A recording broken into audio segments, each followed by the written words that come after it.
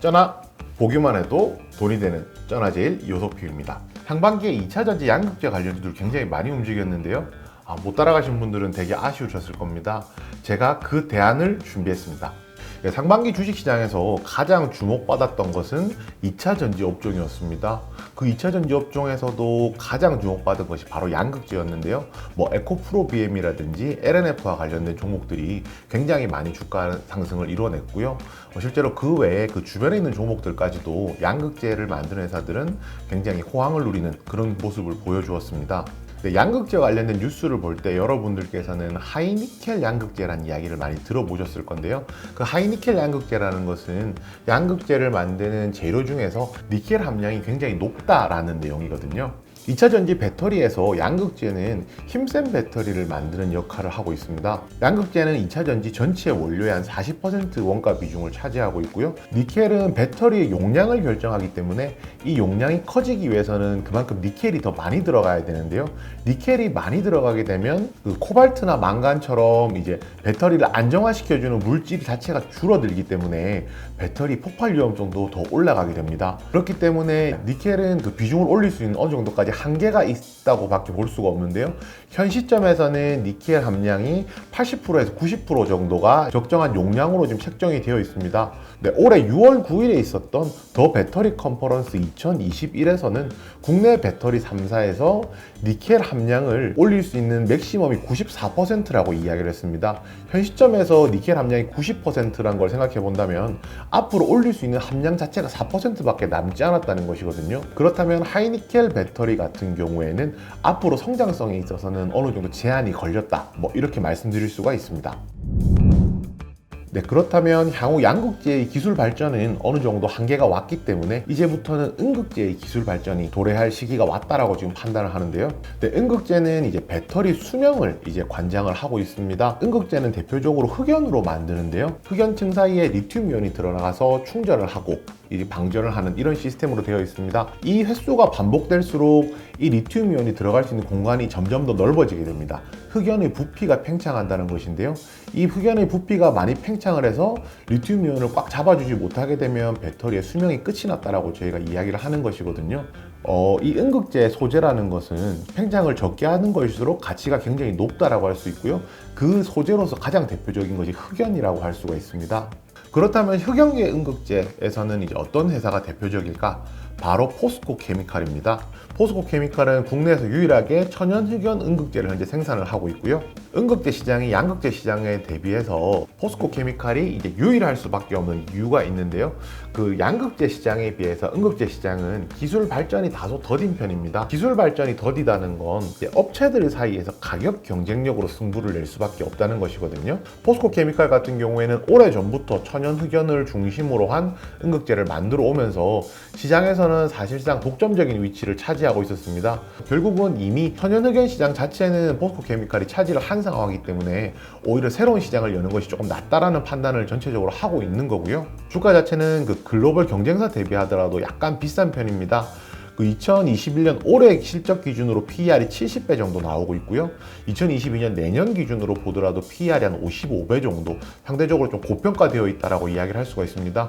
그렇지만 이 고평가는 그렇다고 꼭 무조건 비싸다는 뜻은 아닌 것이요. 국내에서 유일하게 천연 흑연을 사용한 이제 음극재를 만들고 있는 독점적인 업체인데다가 포스코 케미칼은 포스코 계열사죠. 이 계열사부터 시작해서 원료부터 생산까지 만들어낼 수 있는 수직 계열화가 지금 구성이 되고 있기 때문에 이런 이제 생산 효율까지 생각한다면 현재 주가가 그렇게 비싸지는 않은 상황입니다. 시장에서 실리콘계 음극재가 조금 더 관심을 받게 된 데는 미국의 그룹40 테크놀로지에서 영국의 전기차 업체에다가 음극재를 공급하겠다고 밝혔는데요. 결국에는 이제 상용화를 추진하겠다는 겁니다. 그동안은 이 실리콘계 음극재라는 것이 생산이 되더라도 아직까지 대중화가 되지 못하는, 상용화가 되지 못하는 시점에 있었거든요. 그런데 이번 기회를 통해서 이제 상용화가 본격적으로 될 것이라는 신호탄이 쏘아진 거고요. 실리콘계 음극재 시장 같은 경우에는 연평균 매년 70% 정도 성장을 할 것이라고 예상을 하고 있고요.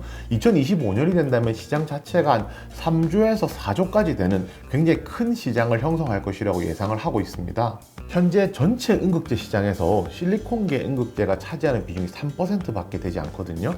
2025년까지는 한 15%까지 끌어올릴 것이라고 생각하는데, 전체 100에서 15%라는 게 굉장히 낮아 보일 수는 있지만 거의 5년 만에 한 5배 정도 올라간다는 거니까 지금 이 수치 자체는 결코 적지 않다는 것을 알 수가 있습니다.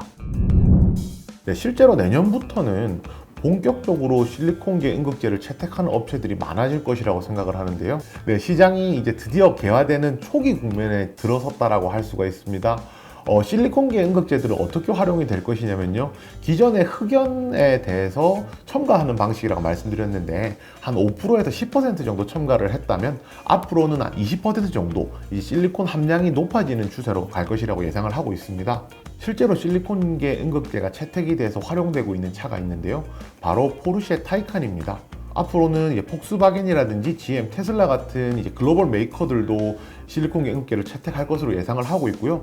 아마 2025년 정도에 애플카가 출시될 것이라고 예상을 하고 있는데, 그 높은 충전 효율을 생각한다면 아마 애플도 실리콘계 음극재를 채택하지 않을까, 그렇게 추정을 하고 있습니다. 네, 전 세계적으로 실리콘계 음극재를 상용화하는 회사는 3군데밖에 없습니다. 중국의 BTR, 일본의 시네츠, 그리고 우리나라의 대주전자재료인데요. 3개 업체만이 상용화에 성공했다는 것은 쉽게 말해서 진입 장벽 자체가 생각보다는 굉장히 높다, 이렇게 말씀드릴 수가 있습니다. 저희 K 배터리 업체, LG 에너지 솔루션, SK 이노베이션, 삼성 SDI 입장에서는 이러한 이제 시스템을 수직 계열화한다든지 품질 관리를 하기 위해서는 중국이나 일본 업체랑 거래하는 것보다는 아무래도 우리나라 업체랑 거래하는 것이 유리할 텐데요. 그런 관점에서 본다면 대주전자재료가 상당히 수혜를 볼 것으로 예상을 하고 있습니다. 대주전자재료는 국내 유일의 실리콘 산화물 양산 공급 업체고요. 앞서서 말씀드렸듯이 LG 에너지 솔루션을 통해서 포르쉐 타이칸의 이제 실리콘계 음극재를 현재 납품을 하고 있는 상황입니다.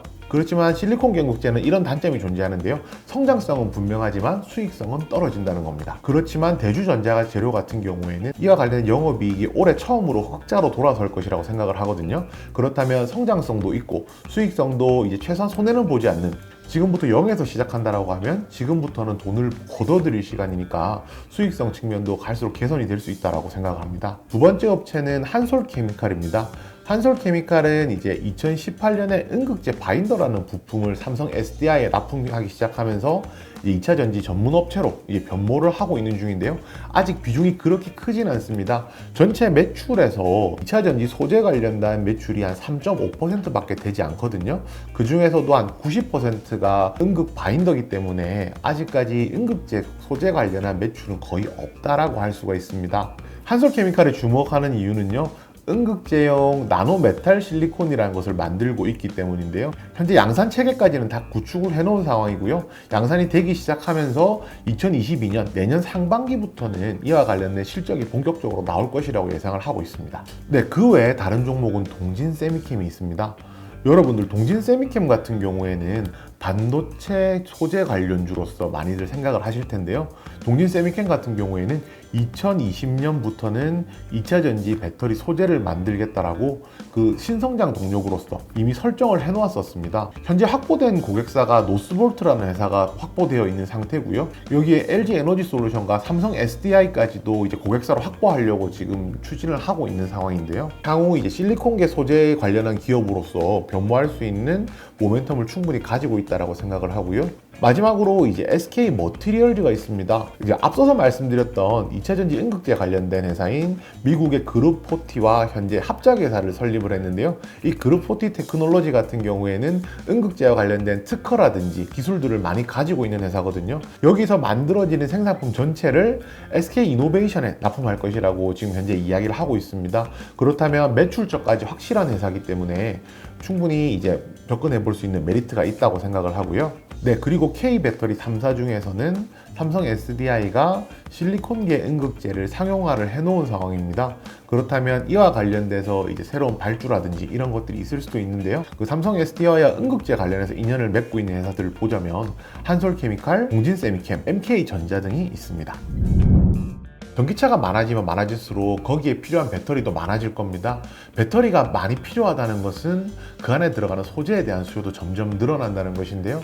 늘어나는 배터리 수요에 맞추기 위해서 양극재가 많이 판매가 되었듯이 음극재 또한 수요에 맞추기 위해서 판매량이 더 많이 늘어날 것입니다. 오늘 준비한 내용은 여기까지입니다. 모두 성투!